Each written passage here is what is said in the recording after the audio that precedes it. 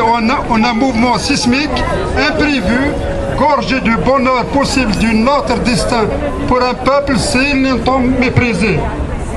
Mohamed a dit son mot, a donné son point de vue, a usé de sa liberté de penser, de parler, d'écrire, de dire ce qu'il ressent, ce qu'il pense, ce à quoi il aspire.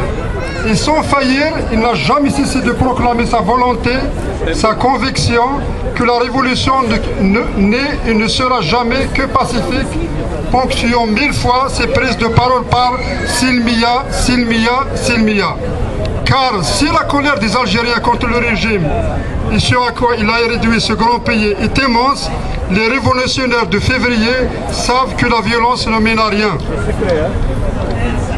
Cette révolution est la révolution pacifique du peuple algérien en lutte pour la fin du régime en place depuis 1962 et son remplacement par un régime démocratique engagé sans équivoque dans l'édification d'un état de droit.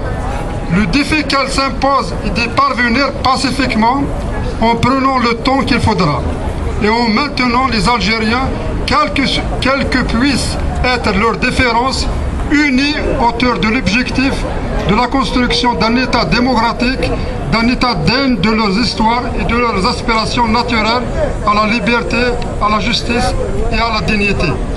En jetant en prison Mohamed Tajaddit, comme il l'a fait pour le journaliste Khaled Darani et des dizaines d'autres citoyens ayant exprimé leurs opinions pacifiquement dans les réseaux sociaux ou dans la rue, le régime commet un non-sens, car on n'en présente pas la fulgurance de la poésie, la lumière, l'air, le soleil.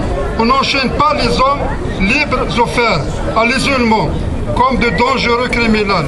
On ne contient pas l'incendie d'une plaine sèche qui n'est plus qu'assoiffée de feu de son ivresse. On n'enferme pas le souffle le plus dur et le plus profond d'un peuple qui a forgé sa singularité, sa singulière identité dans l'épreuve cruelle des siècles d'un peuple qui a su résister à l'oppression, à l'humiliation et à l'annihilation, qui a su trouver aux heures les plus sombres, au tréfonds de son être, les ressources spirituelles, morales, politiques et intellectuelles de sa résistance à l'adversité et de sa reconnaissance au milieu du malheur et des décombres. Le peuple algérien en révolution reconnaît le prix de la liberté, mais aussi sa valeur. Il sait d'expérience que l'aspiration à la liberté est la marque la plus humaine de notre humanité. Il aime son poète, Mohamed Tajaddit, et il ne l'abandonnera pas. Merci.